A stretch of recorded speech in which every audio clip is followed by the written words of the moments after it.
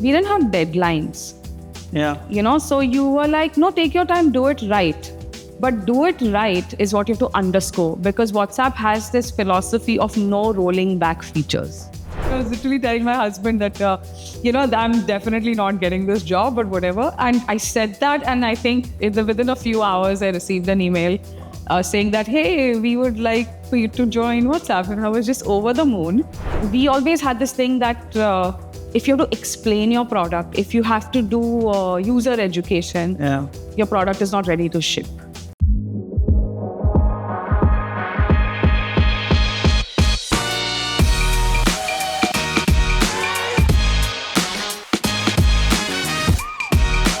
What does it take to build design for platforms where trust isn't just a feature, it's the foundation? And how do you lead design when stakes are as high as money, privacy, and performance? Today, we're joined by Priyanka Kodikal, who is the Chief Design Officer at Dream Sports, who was formerly at WhatsApp, where she had the design for the consumer app. And she shaped the core messaging experience for billions. In today's episode, we deep dive into scaling design organizations, crafting user-first products, and staying bold in a time of AI and shifting expectations. With that, welcome Priyanka, and thanks for joining us for Behind the Screens Season 2. Yeah, thanks for having me. It's super exciting to be here. I was very excited since the day I've tried getting you here. Thanks for coming in. But that being said, as the format of the podcast goes, I'm going to dive directly into it. Yeah. And I am going to directly talk about the elephant in the room is your journey with WhatsApp, because that is something that I know I am very interested in, and just like me, lots of people are going to be very interested in. So as an Indian who went to the US, worked in WhatsApp, the fifth designer at WhatsApp, and then went to heading the consumer experience over there, how was that journey like? Tell me anything that helps me understand that. Yeah, it's really interesting the way you asked me this question, the way you phrased this gives me goosebumps, because I'm like, wait, did I really do that? So, when you're in it, when you're in the weeds, you don't think about these things. So for me, working at WhatsApp was just something I wanted to do very, very badly. So I was already working at Facebook. And on one of my trips to India, so for context, I've been outside India for like over 20 years now. Back here, moved back. But on one of my trips to India, just using WhatsApp, I kind of had this revelation, that WhatsApp is used for everything. Like the bank used it, the grocery store, your, Nariyal Pani Wala, everyone was like using WhatsApp, and you could just communicate and get things done on it. And I was just thinking to myself that I've always had this affinity toward building for emerging markets. So I said, there's no better product than WhatsApp. Even Facebook was that, but I was like, there's no better product than WhatsApp. And I really want to work at WhatsApp.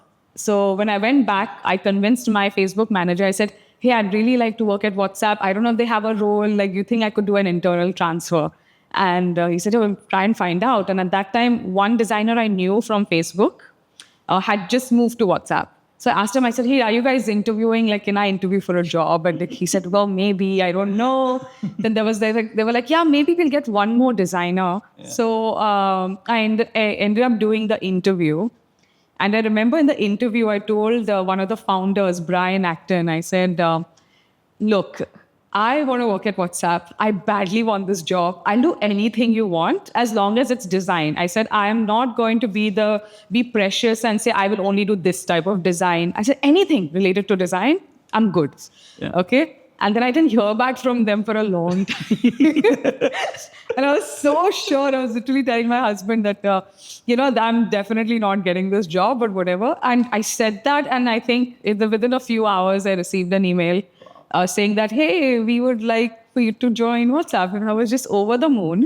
It was a very interesting transition, though. And I think when I joined WhatsApp, I was almost like, I was close to being possibly promoted at Facebook. So I had to hold back on that promotion.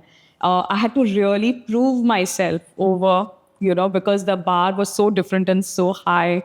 And for the first year, I worked on completely different kind of projects. Like, it wasn't like core product flows. It was like I worked on product settings. I worked on developer sandbox. I went and did a marketing shoot. I did educational videos. I did everything but product design for a good 8 months or so. And I think I paid my dues in a way to the team that, that, okay, we think you can actually now start doing product work. At that time, when I started working there, we were like 5 designers, me being the 5th, 2 PMs, and about 100 engineers, give or take. And we didn't have research as such. We didn't have much data, none of that. And the scale of WhatsApp was pretty high. So yeah, that's how I kind of started there. How I got to where I did, heading design for WhatsApp, I mean, I'll tell you, so much of it is also right time and right place. Yeah, absolutely. So I don't know how much you want me to dive into this. No, that's absolutely fine. I think one of the things that I believe when I was an intern previously, I was actually the human replacement of a download button, is how I like to call it, right? Because the engineering team at that time could not figure out to do it. So I was a replace. So I completely get the aspect of sort of proving a metal and getting into the organization. Yeah. But what I'm curious about, Priyanka, is when you got, a lot of people must be asking you this question, I'm sure, is it just right time and right place? Is there a way to get into this? Did you have some secret code or some magic that you did to get into WhatsApp? Was that it, or do you just get it to right time and right place, and that's it? I think it's a combination. So one is really loving your craft. Like for me, being a designer is everything. Even today, the biggest thing I miss about being in my role is not being a designer. So although I do a lot of it, in some ways, it's not the same as pushing pixels, right? So I think it was a lot of like hard work and doing a lot of like practicing design craft every day, little by little, same things, not necessarily big shiny objects. Just that resilience, and then building that sensibility for what it means to be a designer at WhatsApp. It's a very special breed, So WhatsApp designers do everything. Like WhatsApp doesn't have, at least didn't have at the time. I'm sure they have it now. We didn't have like separate illustrators or graphic designers. Or you did everything: UI, UX, product thinking with the product managers, interaction design, animation, and everything. And you learned it if you didn't know it. Yeah. And it was a very strong feedback-driven culture with very strong points of view, and with some of the best product managers I have worked with in my career so far. So you get to learn a lot from these people, and it's a tough journey. It's not an easy job, but it's at the end of the day very rewarding. And I think the right time, right place comes from the fact that when people move on, sometimes space is created for you to step up. Now it's your choice whether you decide to step up or step aside. I wanted to step up, but a lot of it is also credit given to some of my seniors who gave me that opportunity to step up rather than just saying, oh, we'll just bring someone more experienced. Yeah. But then when you get those opportunities, you kind of really have to carry the water. Yeah. So I think so. It's a combination of both those things. Yeah. And just having been there and being prepared and knowing how WhatsApp operates helped me really take the next step ahead. Perfect. So, and it's honestly a beautiful journey. And I would say some kudos to Lux, all kudos to your hard work is how I like to put it. But that being said, Priyanka, everyone glorifies that, you as a designer designing for 3 billion people, the kind of impact that you're making is stellar. What people don't talk about are some experiences that are not very glorified. Can you tell me what are those things, or what are the parts that nobody tells you about within WhatsApp? So it's a lot of working with a lot of opinionated people who have very strong opinions. And I'm not repeating myself, but this is a very core part of how WhatsApp is built. It is very judgment driven. It is not the most data driven in terms of product and design. It's actually highly judgment driven. What is really tough about working for WhatsApp and building a product for like 3 billion users is there are no versions of the product. It is one product for the whole world that has to be scaled across different platforms like Android, iOS, web, iPad, desktop, will be Windows desktop and Mac. Yeah. And every time you design a feature, you're designing it 7 to 8 times over for each of these, because the way WhatsApp is built, it's built native to these platforms. Yeah. So it actually respects all the guidelines, the OS guidelines, right? So it's actually, you're not building one feature, you're building that same feature 6 times on different platforms. So there's a lot of that. And there was one thing that happened at WhatsApp, which was, and I think it's evolved over time though, but at least when I started first couple of years, we didn't have deadlines. Yeah. So you were like, no, take your time, do it right. But do it right is what you have to underscore, because WhatsApp has this philosophy of no rolling back features, which means the bar to ship is extremely high, and the responsibility to ship this to 3 billion users, while it sounds like very, like, you can glorify that and it sounds awesome. Yeah. But to get something out to so many users, it's never an easy process. It just takes time and it takes a lot of work. So when you say that you had a lot of opinions, I want to dive a slightly deeper. Yeah, sure. So when was it that you felt that the opinions are becoming too much to manage, or what are some maybe things that you did to manage a couple of opinions? Yeah, so see, this was WhatsApp's culture right from the top down, which is very founder-led, and this is how the founder operated. A lot of it was based off of common sense and what doesn't feel right. Yeah. And this was the biggest learning I had as a designer, that if something doesn't feel right, it probably isn't right. And the other learning I would say I had was that humans across the world, across geographies, are more alike than they are different in a lot of ways. So because later when we had research teams and all of that, and we did went and talked to people in different countries, we would come across similar patterns. We wouldn't have necessarily big revelations that were separate in one country than the other. There were a lot more similarities. But I think that the founder sort of knew that, or like had an intuition for it. So it wasn't like the hardest thing to do. Like I didn't feel like I always had to push back on opinions. I think later on, thoda needed pushing back in terms of like, are we solving the right problems?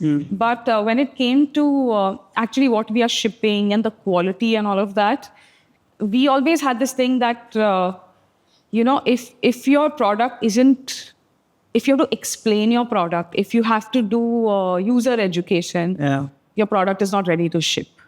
So a lot of the opinions would also be more questions like, what am I supposed to do here? And then you're like, okay, cool, this doesn't work. It's not there yet.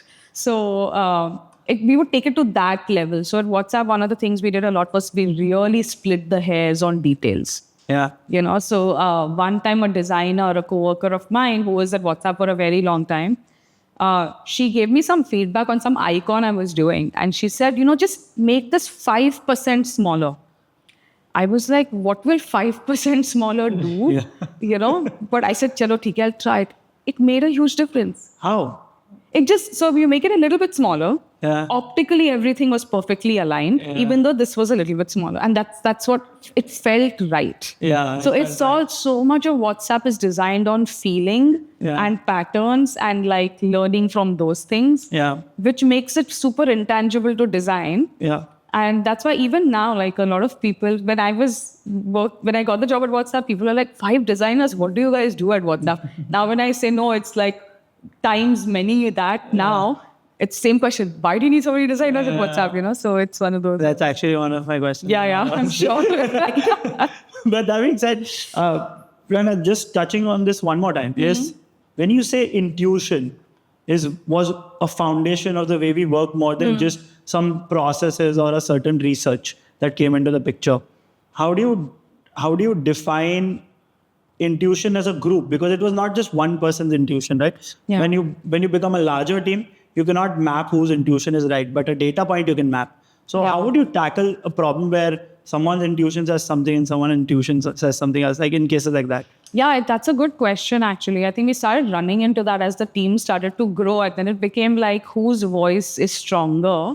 Not necessarily like louder, but like, for example, if I've been at WhatsApp for 4 years versus someone who's been there for 4 months, like, does my opinion carry more weight just by way of being there versus a fresh perspective? So that kind of started to get challenging. I think the one thing we did is intuition is fine, but can we rationalize it a little bit more? Like, why do we think this will solve the problem?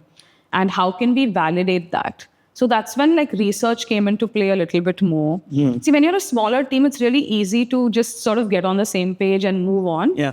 And we were also solving a little more, the problems we were solving were also different, and those evolved over time. So you need a little bit of that.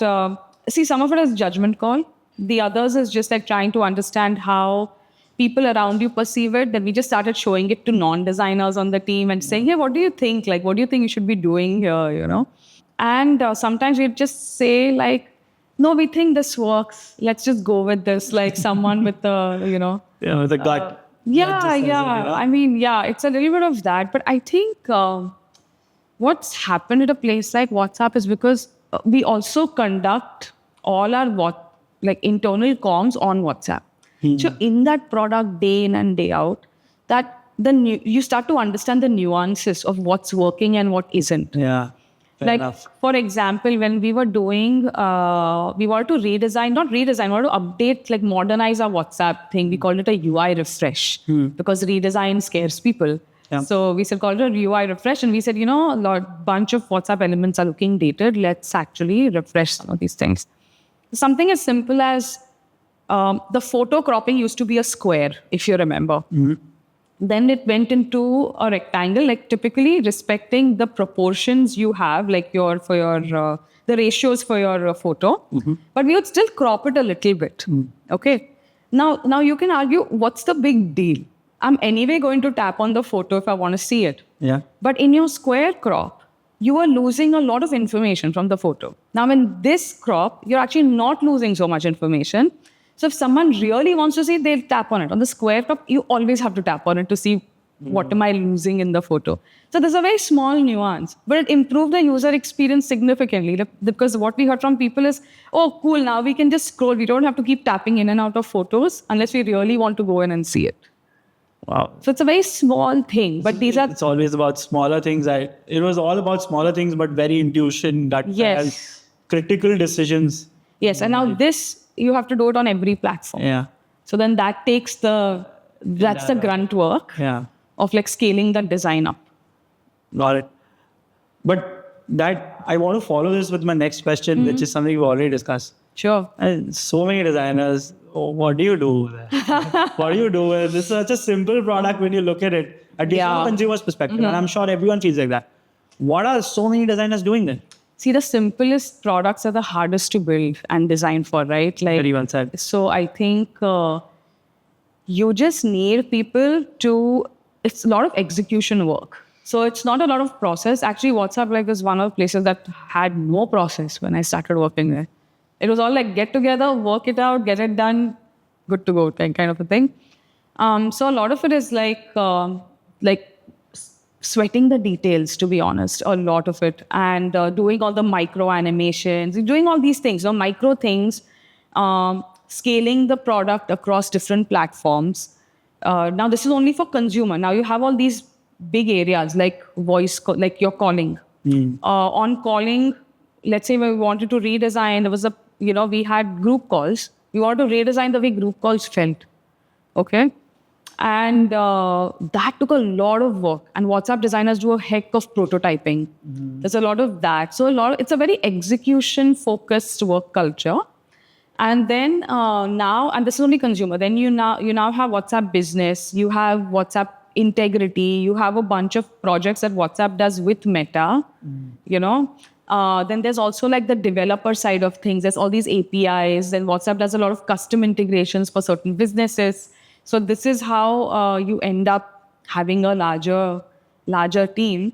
And I think it's also a place where a lot of companies generally have this ratio of like 1 PM, 1 designer or whatever. WhatsApp skews on a slightly higher side of like that PM to design ratio. Okay. So more on the PM, less more on the more on the design side. more on the design side. Yeah. Oh yeah, like you said, 2 design. It was started with 2 PMs and 5 designers. Yeah, because there's a lot of execution work. Yeah. So I think there's it's just given the scale of the product, and there are a lot of corner cases. you can't even imagine like the kind of and the Give me 2 examples, maybe. Okay, one is your let's say your network. Okay, let's say I am in India and you're in the US and you're calling me doing a video call. Now, and let's say it's a group call. Let's say 3-4 of us. One of the people on the group call has bad network. What will you do? The video starts to get choppy for everybody, right? So there's 2 ways to solve it. One is on the tech side. You bring down the quality of everyone's video a little bit, just a little bit, not much. Okay, so it's not choppy. But now let's say I have unstable connection, you have, let's say, bad, your battery is dying. Okay. How do you let each other know that this person might drop off? So designing for all these different states, Yeah. sort of preempting all the problems that you will get. So till today, we have this notification when the other person's battery is going to go. Yeah, or you yeah, get yeah. notified that, okay, This person's battery. this person's battery is going to die Correct, correct. now. Oh, all right. So those sort of things, you know, you don't think of them when you're doing the UI work. You think of them when you're thinking of the experience. So that's one That's one. example That's a great that came to my example, mind. honestly. So, Priyanka, what I was curious to know about is slightly away from design, but more on strategy. You said that WhatsApp is a global product. Once it ships for everyone. Correct. So how do you guys decide your roadmap in terms of, okay, today we want to do the voice calling? Like, how do you decide whether you want to improve the voice calling today or do you want to work on the messaging part? Like, what takes precedence? Is it based on regions or how does that work? Yeah, so it's a good question. So I can only talk about the consumer side Yeah. because I have like firsthand some information about this. So these are all teams. Voice and video calling is one vertical. Messaging in groups is one vertical. So there are all these verticals. Everyone would have to come up with like a plan, like a long-term vision for what they want to do. The teams would spend a bunch of time on it and then say, hey, these are like on the next 2 years, this is where we want to get to. And these are the steps, these are the phases we will build it out in. And then you get your engineer allocation and all those things. But that's pretty much it. There's no trading off one versus the other. However, sometimes, like for example, when you're in a group call and if you switch to a chat, you see it at the top, right? That this call is ongoing. Then you have to work with the messaging team. So then you just have to make sure that the folks in that team are aware you're building something like that. So you're not building something that is conflicting with each other. But I'll tell you what, at WhatsApp, on the consumer team, we kept our team very lean, very intentionally, so that everyone would talk to each other and everyone would know what's coming. And it would be a rather conservative roadmap than trying to do too many things because you don't roll things back. Yeah, fair enough. It's better be safe and sorry than I say. But we would, though, because we would roll out things in phases, we would learn and iterate on our roadmap. So roadmap could change sometimes. But WhatsApp also has a public beta, which is always full, where we roll out features first for a couple of months, get feedback, make any changes or tweaks, and then we roll it out to the larger globe and one country at a time, kind of a thing, within a certain period of time. Perfect. One thing is, based in the US, WhatsApp, from what I understand, WhatsApp is not as widely used in the US as compared to some regions because a lot of, from what I had done some research years back, realized people in the US were always born and brought up with text messaging and then they started using and then the iMessage came in and iMessage was more of a primary. Yeah. So were there any things that you did to increase adoption there or anything on that front? I think we spent a little more time on brand. Okay. And I think one of the things US cares a lot about is also encryption and privacy and all of that. And WhatsApp is actually one of the most private, has a very high privacy sort of like with end-to-end encryption. And so I think the biggest thing there was, making sure people understood what WhatsApp stood for. And then the biggest, I would say the biggest cohort of users in the US are those who travel a lot, those who have international relatives. Yeah. Because WhatsApp is very much more, like a lot more popular in Europe, South America than Asia and all of those. So, Priyanka, I want to talk about your design decisions, maybe, and one or two. like, were there any simple design decisions? I mean, a lot of things on WhatsApp seem simple, but any simple design decisions that actually brought in a very tremendous change, or the other way around? It could be anything. Yeah. Oh, yeah, definitely. It's not something I worked on, but swipe to reply Oh, was like the one of the biggest. I think it was worked on by this designer, the name of Charlie Dietz, very well-known designer in the US, very creative guy. He worked on this swipe to reply, which was like, and the best part about WhatsApp has always been, I mean, it's a double-edged sword. I like to think it's a good thing from a design perspective. Whenever there's new features, there's no education. It's like the philosophy has always been you discover it as you go. So once you discover swipe to reply, you don't forget it. yeah. And then every other platform has adopted it, including iMessage now. Yeah. So that was, I think, one of those really like fundamental shifts in like 100%. speeding up. Otherwise, you would have to like long press, then tap reply. Yeah. So that was, I would say, I think it was like something people were craving for, and it just came in at the right time. So, yeah, what I want to further this conversation on is exactly the simplicity of WhatsApp. Is everyone says, and including me, is WhatsApp is such a simple product. And I said this in the last question as Yeah. well. But how hard is it to actually keep it that simple, right? Because you're consistently making it simple. yeah, it's really hard. I'll tell you why. So when you've been there for a while, you understand the nuances. You understand why it needs to be this way. Because I think a lot of our users, right? Not all our users are tech savvy, and it's one product for the whole world. So you have to build it in a way that it feels very approachable. The biggest challenge comes in when you hire new people. And for them, they're like, WhatsApp is a blank slate. Yeah. Like, there's so many things you could do, right? And then holding the line and explaining to folks why we shouldn't do that, why we haven't yet done that. And if we wanted to do that, we have to be very clear, like, what value would it provide to our users? Yeah. That was the biggest thing. So we spent a lot of time like writing documents, writing notes, or sort of extrapolating on our philosophy of product building. So the new folks would actually understand. But that's always been the, and this is not like everybody, but I can totally see it. Like I would probably be one of those people who went to a place which I'm like, oh my God, there's so much opportunity here, like, to do all these things. So just really helping them understand, repeating yourself a lot. And sometimes just saying, no, we shouldn't be doing that. So that, honestly, I think it's all a part of like, sort of evangelizing your culture. Yeah. It comes down to that. When you say that, the first thing that came into my mind was when you started answering, I was like, why wouldn't they write the entire philosophy of how we look at products? The way you're explaining it to me, I'm sure you have to do it 100 times over to 100 people. No, right? we've done that. We've done like these sort of podcast things where like, we've interviewed like people, especially when they were exiting, people who had a lot of tribal knowledge. Yeah. Making sure we have that, we put it in people's onboarding so they understand how and why WhatsApp is built a particular way.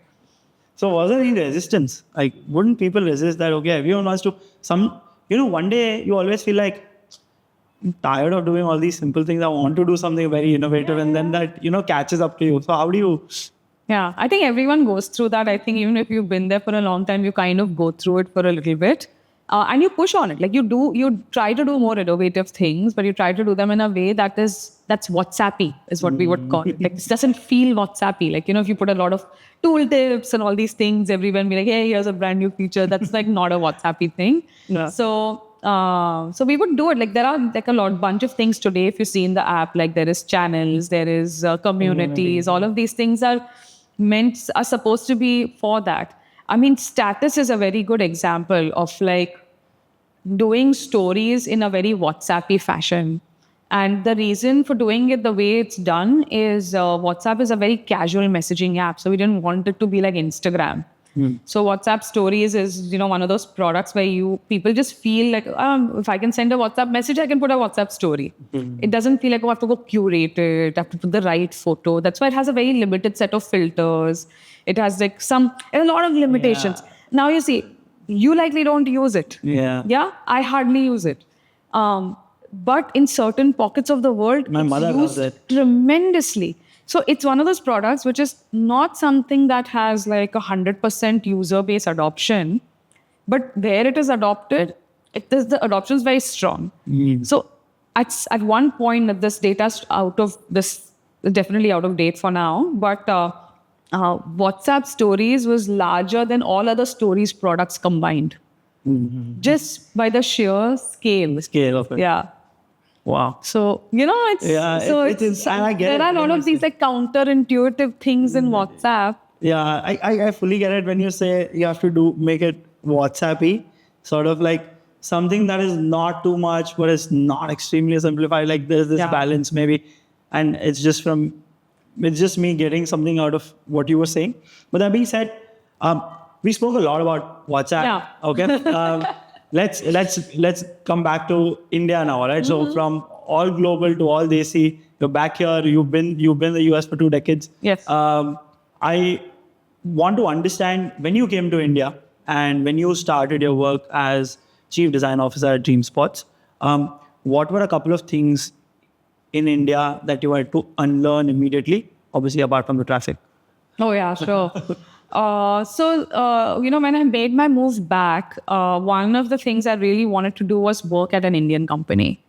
I said, I've already done this whole Meta WhatsApp thing, so let's like try working at a homegrown company and all of that. So then I ended up at Dream Sports. I think the few things. One, I thought I knew a lot about the Indian user just by way of working at WhatsApp.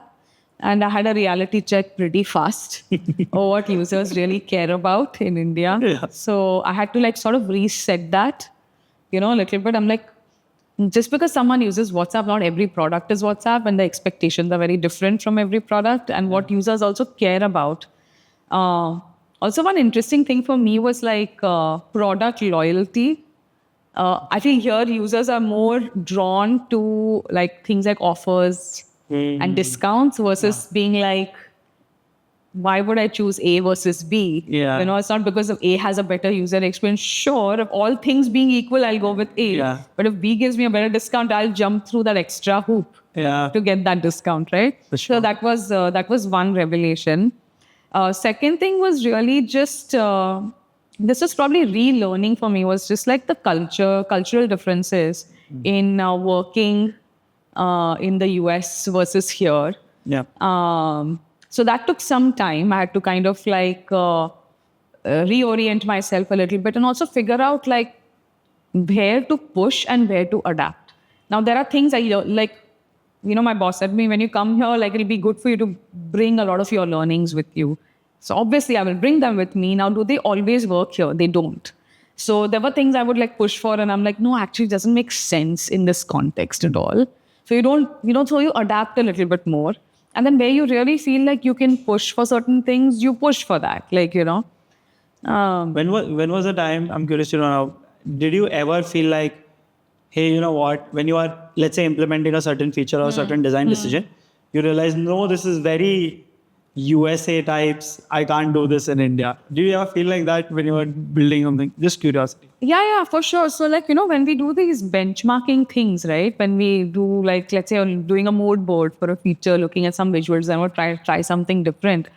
And we look at a lot of like apps that were built in the US, and then you try to be like, okay, cool, this is really cool, but would it work here?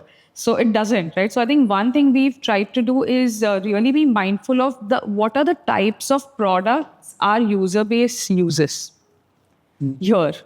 Correct. And would this fall somewhere?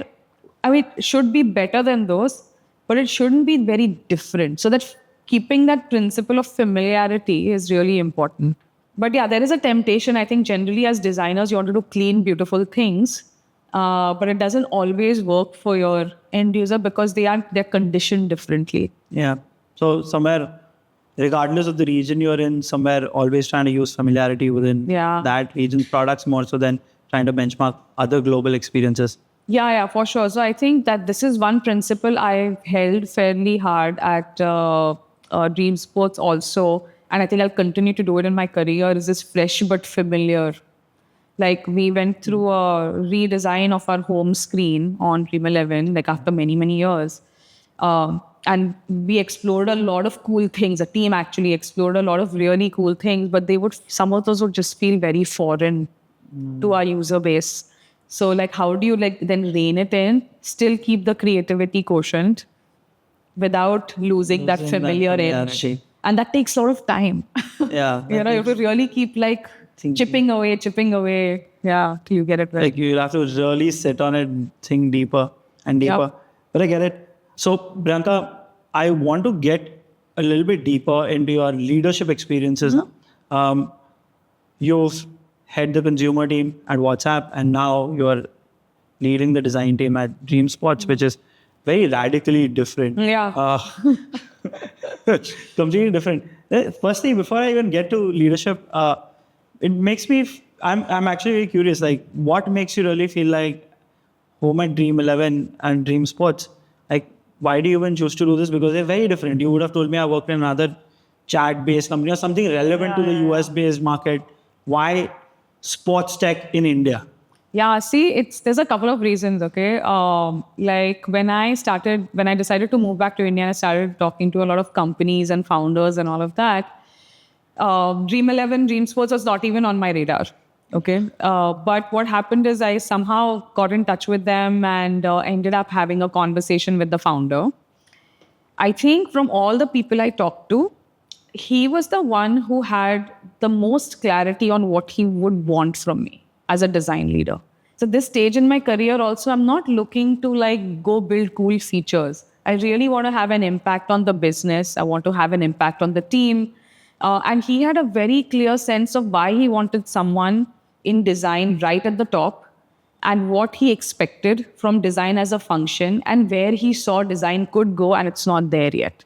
And I think he was one of the only ones who had that sort of a clarity. And I said, you know what? If I can work with this guy, I could maybe make something happen, which could be cool. And the other thing was also, I've worked in utility products for the longest time. This was a very interesting change. So I thought, what's the worst case scenario of going here? As I learn something new, and that's never a bad thing. So, and cricket, especially, I mean, it's sports tech, but it's mostly very cricket focused. Yeah. It's like a religion in India, right? I was like, Absolutely. if I want to try this out, there's no better place.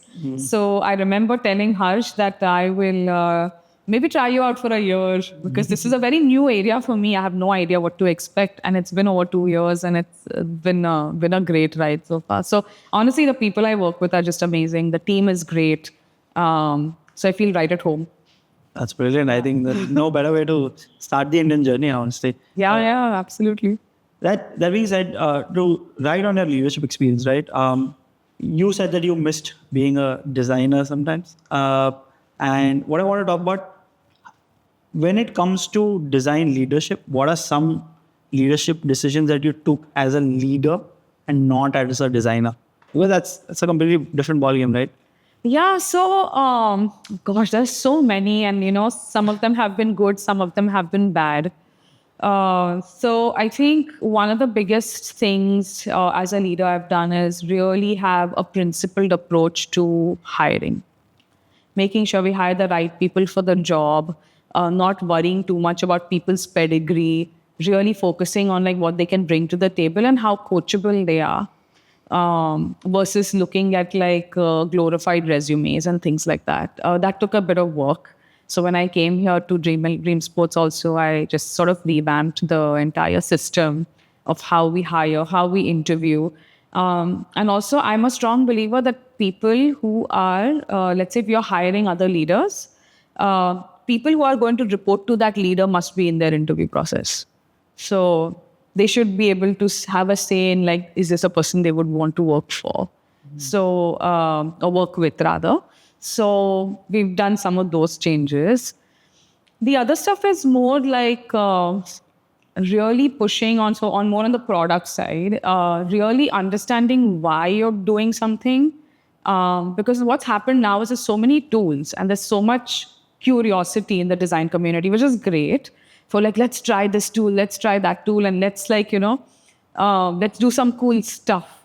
But really like anchoring that into why we're doing it and like what problem it's going to solve for a user or what opportunity we're going to capture, but also like making sure that we know when we have solved the problem. Otherwise, you can get in an endless cycle of experiments just to see like some metrics move. But I usually push my team to be like, you have to have a sense of how will you know you have solved this problem, you know?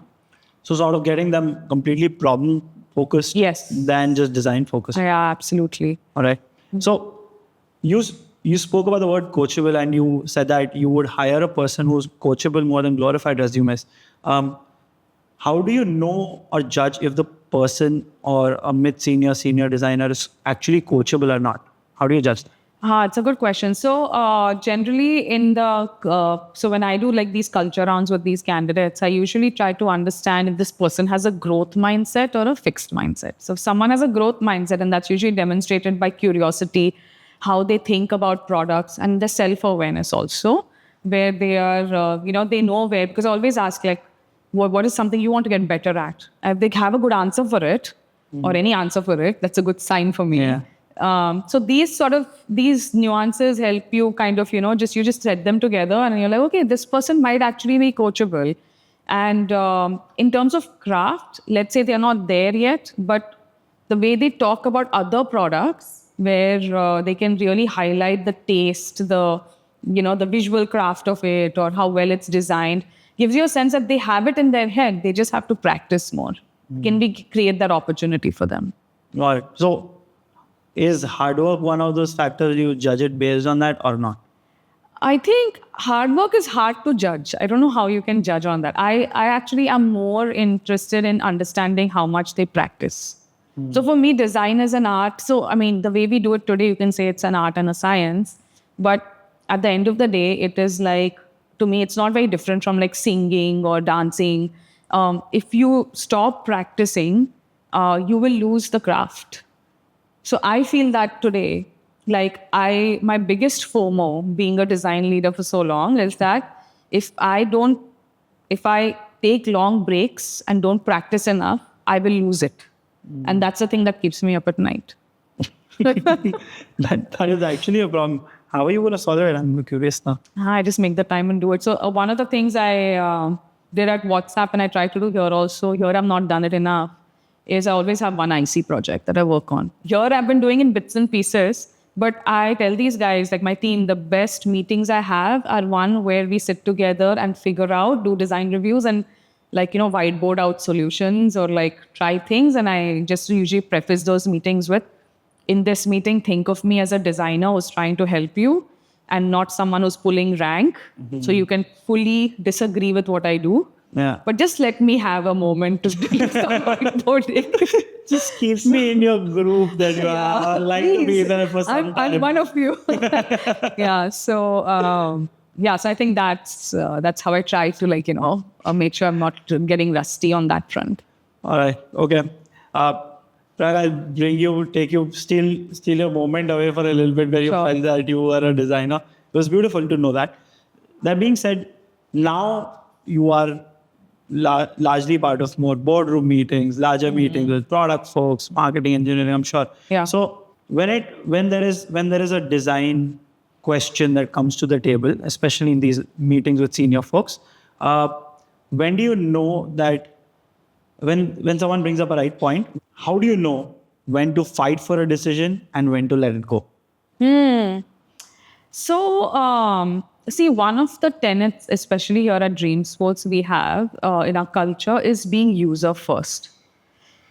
So I think my job has been from the get-go is to really uphold that one tenet above everything else, because everyone else is holding up on everything else, but that user first, because it is, data is very tangible. Being user first can be quite intangible. Exactly. So you have to have that strong voice and it has to be rational. It can't be, oh, I think this is user first, right? So generally it comes down to that. So when we have such decisions where, let's say, or discussions where someone is questioning the design or why should we do this? What's the impact?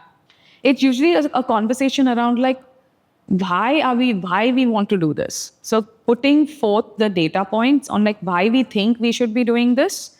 but also keeping an open mind to other perspectives. They might have a perspective that you didn't even think of. And you're like, yeah, maybe actually this doesn't really matter that much, And it's okay. It's just, I think, comes down to just being very secure in what you do. Yeah. And being okay with saying like, okay, you know what, we thought this is a good idea, but from once we heard some other perspectives, maybe we iterate on this and we make some changes. And then when you have a lot of conviction on doing something because you have enough data, you have enough, let's say, research or voice of the user, you've heard enough anecdotes about it, then we just make sure you present that information and then say that, hey, no, we really think we should be doing this. Yeah, I feel like when I listen to your journey, I feel like all your conviction and intuition that you used at WhatsApp is now helping you sort of put that stronger across the 100%. So the biggest thing, and I would say this to anyone, is when someone is questioning something to you and you feel like, no, I need to really defend it, don't defend it. Ask more questions. Because what I've noticed is sometimes people just feel like, I don't think this is a good idea, but they don't know why. Yeah. So I'm like, you have to convince me that my idea is bad. Yeah. Otherwise, I'm the subject matter expert on this. Yeah. So like, until you tell me, like really convince me that this is a bad idea, it's not a bad idea, Yeah, So for sure. the best thing I've gotten is just asking more questions. And usually if they have good answers to like 4 or 5 questions you ask them, you should really rethink what you're doing and be like, okay, maybe this is not the best thing I was thinking about. I was thinking about it differently. Yeah. Priyanka, my next question on leadership is a little different. But before I go to that one, I have a sub question to ask. Okay. Did you actually want to be a leader, or did you want to do it, or you pushed into it out? And is it, and if you, I want you to answer this as well. Is it necessary for everyone to be leading in design, or is IC work equally phenomenal? That's a great question. And I will just, I'll tell you one of the things I feel very good about doing as a design leader is I created an IC path that goes up to principal designer so that people don't feel like the only way to grow is to become a leader. And we've had at Dream Sports, at Dream 11, some designers who switched from being leaders to ICs because that was the strength. Because, okay, there's a path, like I don't have to. So that's to me a big win. So in my case, what happened is I said I wanted to try it out when I was at WhatsApp. And my manager was very, very, she was like gracious enough to let me try it out. But then what she did was she basically said, you're going to try out one small thing. Here's everything. You're going to try all this out. So I was okay. But I told her, if I don't like it, you have to let me become an IC. So they said, yeah, it's fine. No worries. So no, I mean, design leadership was never something I aspired to get into. But I got into it at WhatsApp. I grew into that role. And it got to a point, I'll tell you, there was a very interesting inflection point. I don't know if it's an inflection point, but I went through a bit of an identity crisis where I felt like I don't feel like I'm a good designer anymore because I haven't done much design work in the last 1 year. And I'm not a good design manager yet. So who am I? Yeah, like, I get it. That weird sense. But kind of got through it with some career coaching and all of that stuff. And then I really started to enjoy it once I was able to actually make some changes in the way I wanted to. Now, a lot of this is also a testament to WhatsApp's design first culture, which enables you to take these bold steps. Then when I decided to leave WhatsApp to move to India, I said to my manager, I'm going to become, please let me be an IC.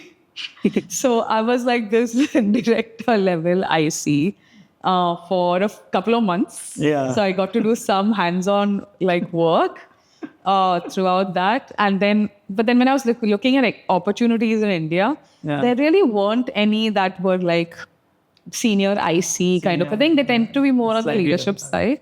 But then I also thought, I could maybe take some things I've learned and, help a company or something like that. So that's how I ended up in leadership. But to date, if you ask me, what do you do? I still say, I'm in design, yeah.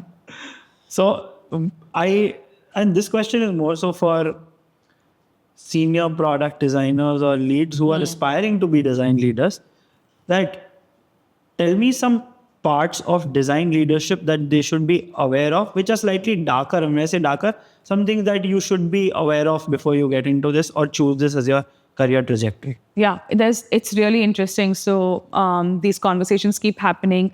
When I ask people, they're like, oh, I want to be a manager. Okay, why? a lot of the answers, I want to mentor people. I said, you can mentor people without being a manager. I'll assign you as a mentor. You mentor the person. No, but I want to help them grow in their career. You can still do that.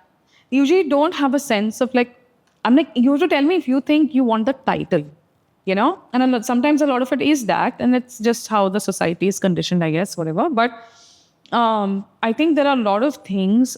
Managing people's careers is extremely hard. And it's like it's an emotional roller coaster. You have to learn how to compartmentalize a lot of things.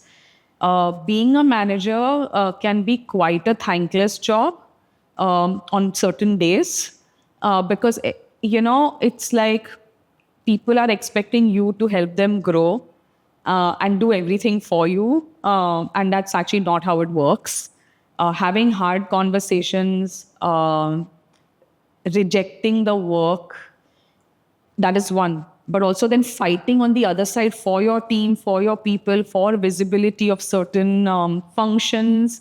Also fighting to keep certain functions and making a case for why, budgeting, expense reports, AOPs for all the projects, why you need so many people, justifying.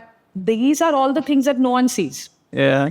But and the more senior you become, the more you have to do these things. Yeah. So this is like this the joke I have with my peers is like this is where I earn my paycheck, is doing all the things that are non-design related. Yeah. That you have to do, but nobody sees them.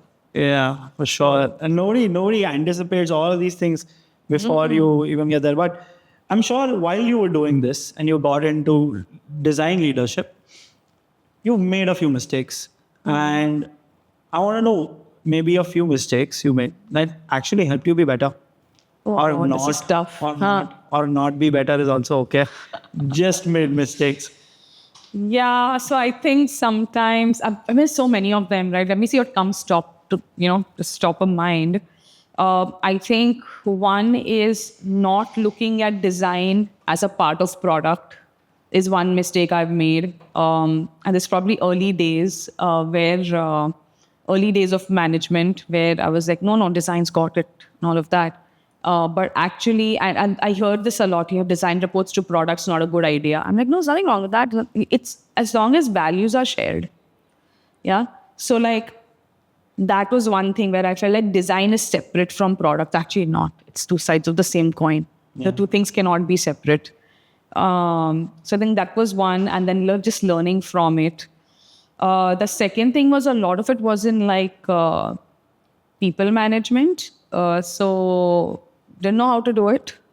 I was one of those designers at WhatsApp who could be very opinionated. And then I was in this managerial role and we had a new team, like a partner, like a business team, whatever. And they would have to run everything by me because it would touch consumer. And I would say no to most of the things they did. And then they thought I was just like running anything by me was a huge bottleneck and all of those things.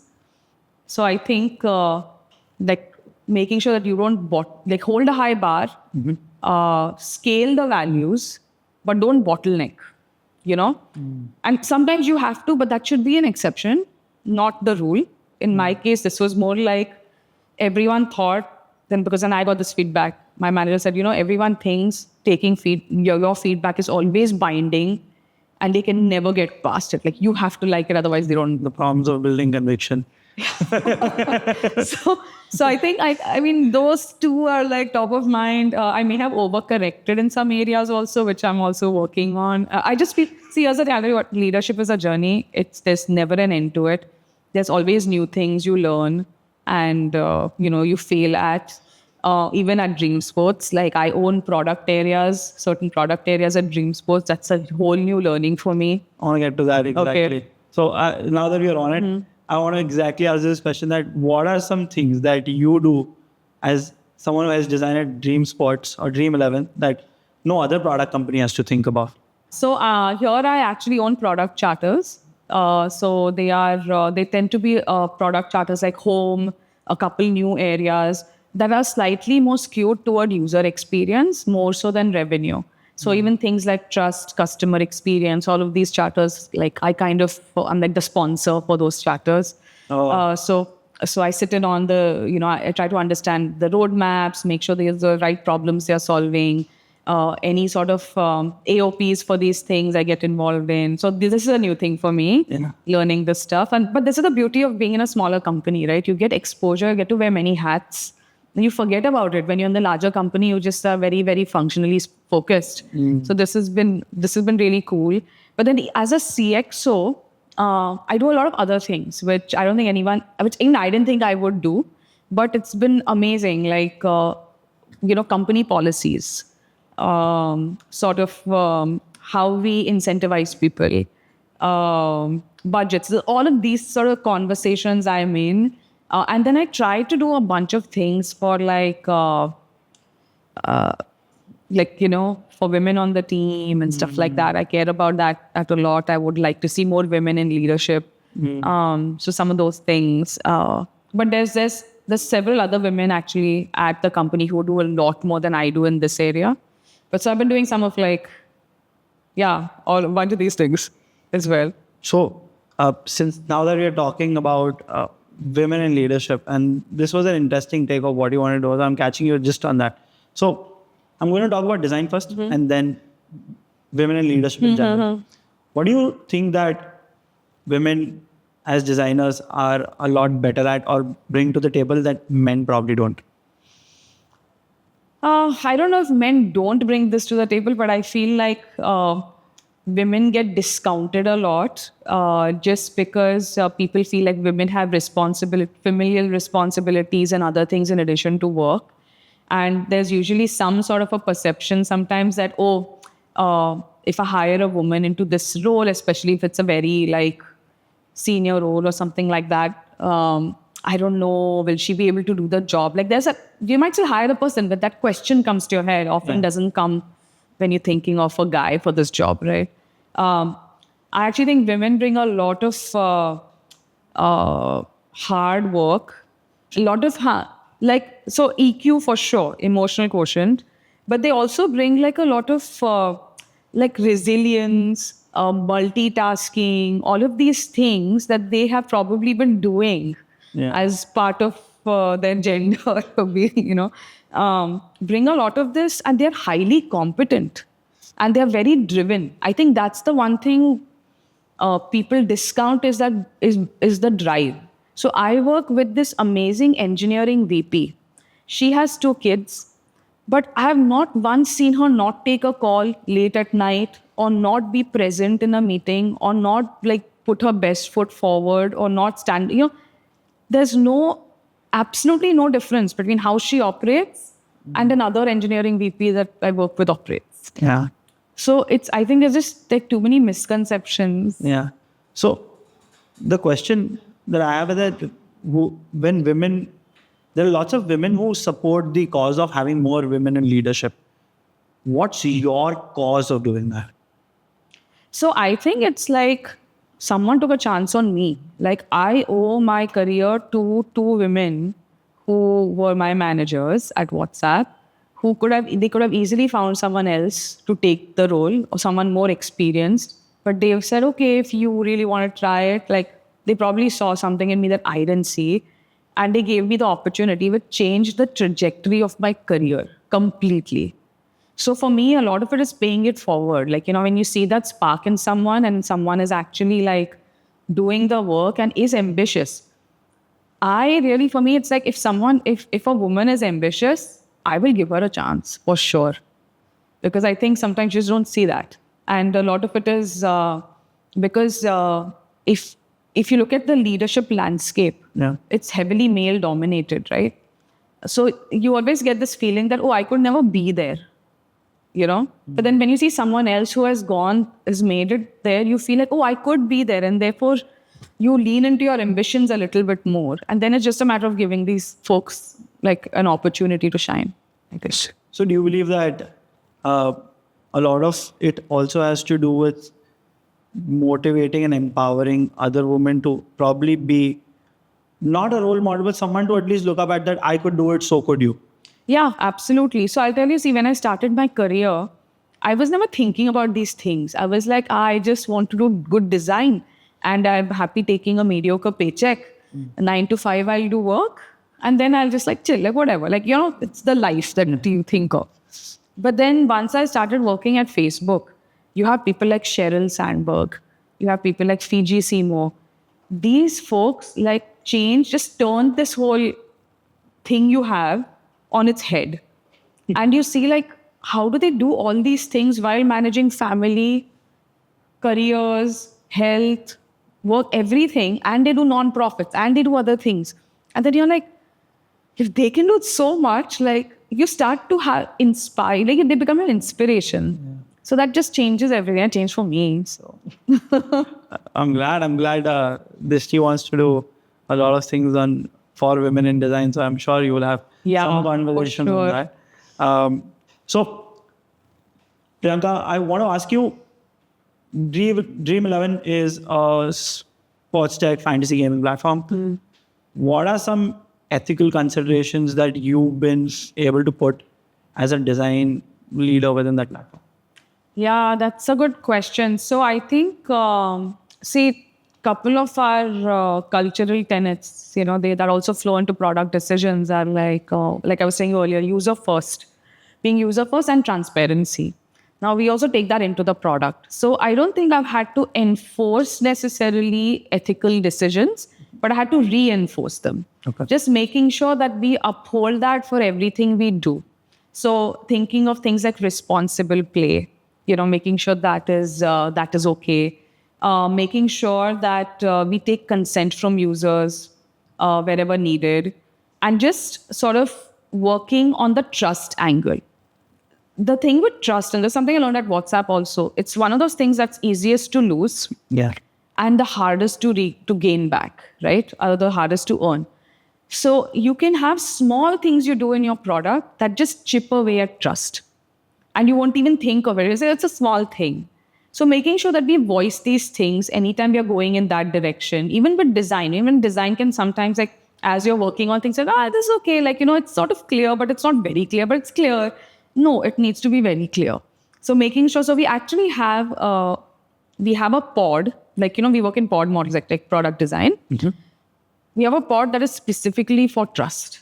So we make sure that across the product, all the touch points where we can build trust are being addressed, and that the other pods that are building other things have a sense of what the trust team is working on and how they can integrate within that framework. Wow. Like, tell me maybe a couple of things that they do on not a day-to-day basis, but a couple of things that they must have done in the past.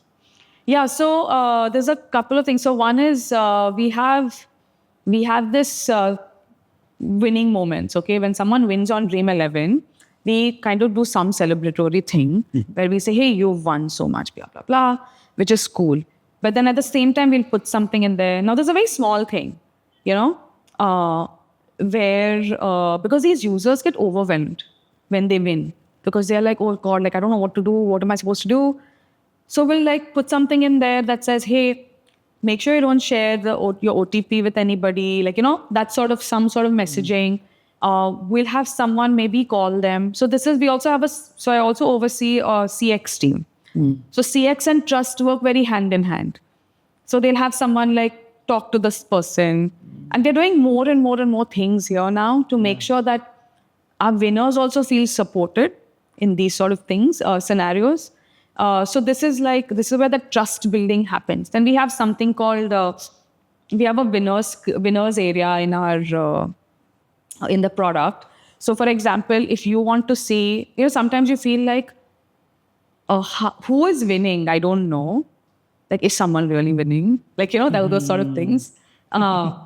Yeah. So you can now see, like, we've built an interactive map. So based on where you are, you can see the winners in your area. No, not exactly. Now, it's not done in a way that exposes people's information, but it gives you a sense of, okay, like there were like 5 winners in Maharashtra. They were literally were actually there in Maharashtra. Like, I mean,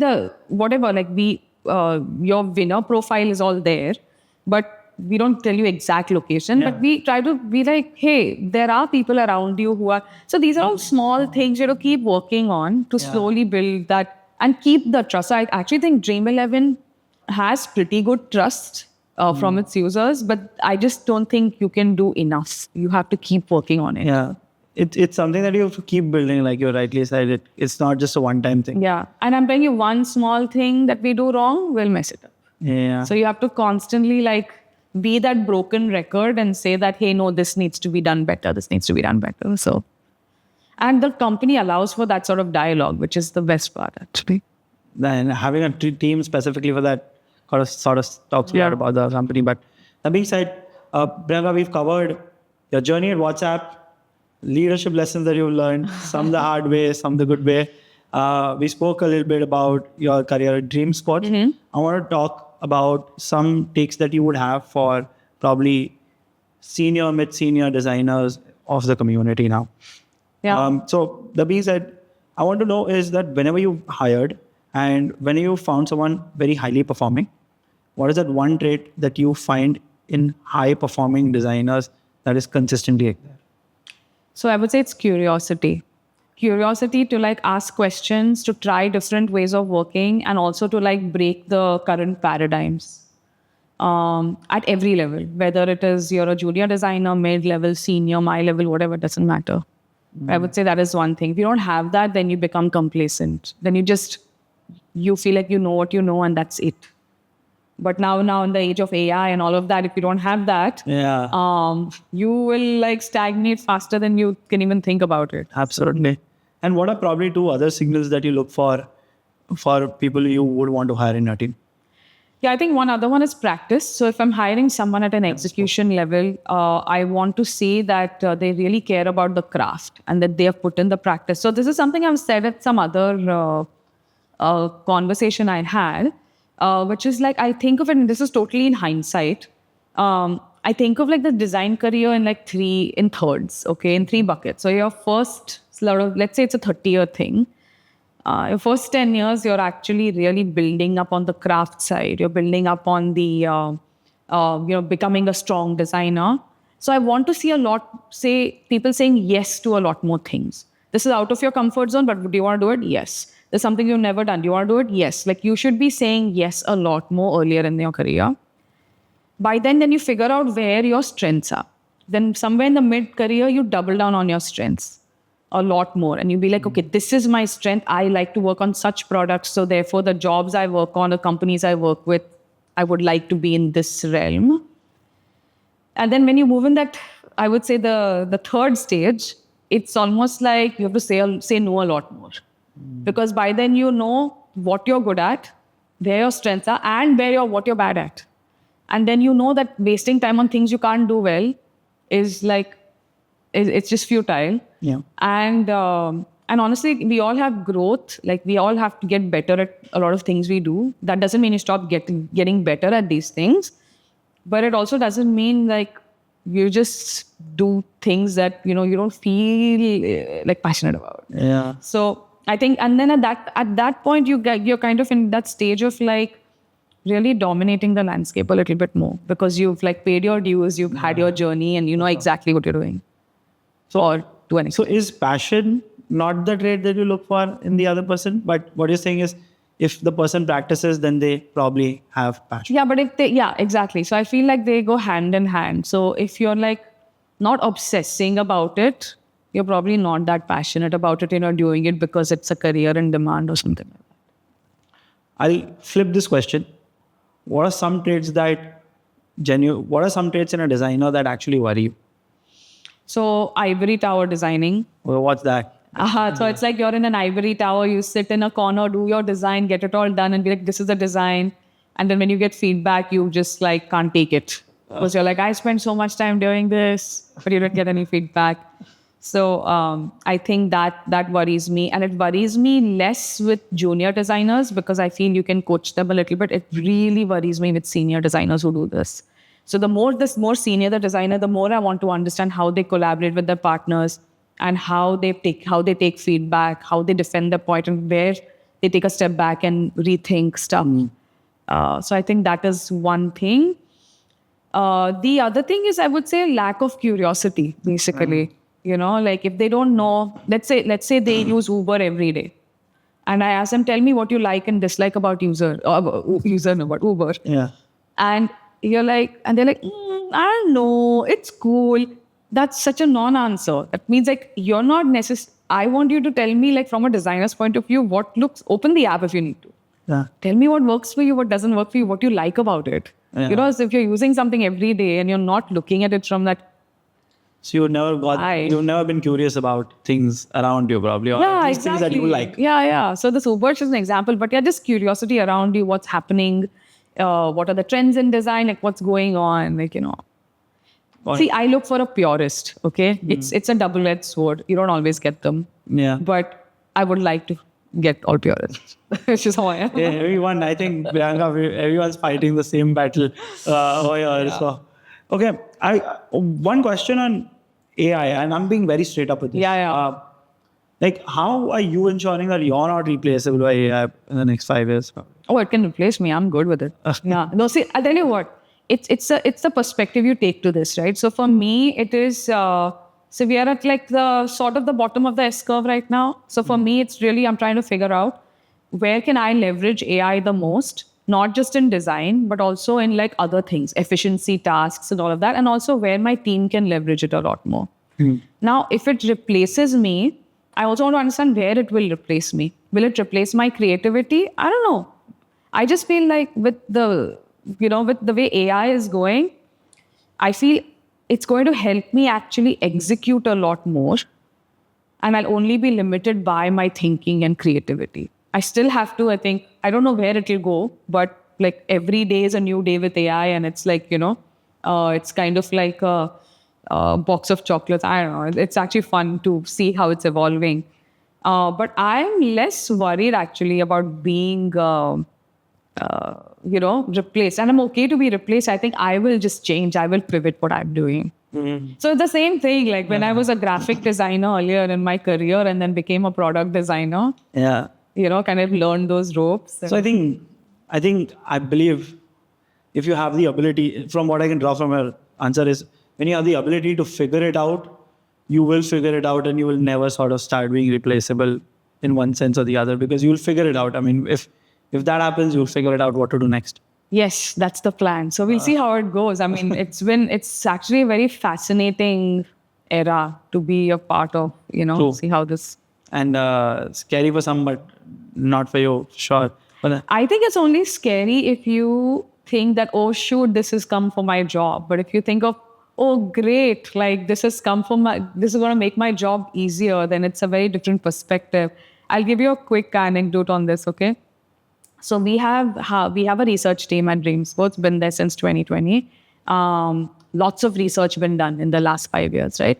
Now, nobody is going and looking and seeking out these research reports to read them.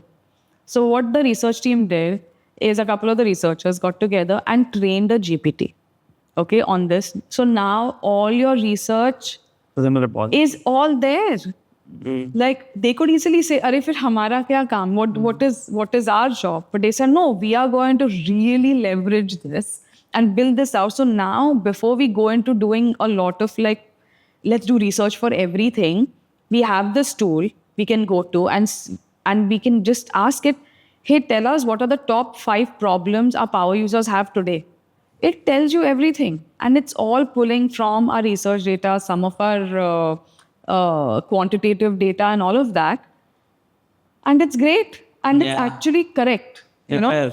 So now the research team is focusing a lot more on spending the energy on a lot of more like bigger strategic research projects. Yeah. So they have actually just leveled up because of AI versus the other way around. Yeah, now everyone for that matter has access to research as compared to probably just a few. Exactly. Now they don't have to be like, "Hey, can you send me this report or can you do a join readout?" meeting, explain it Exactly. to me. Now it's like, it's there. You want it's on demand.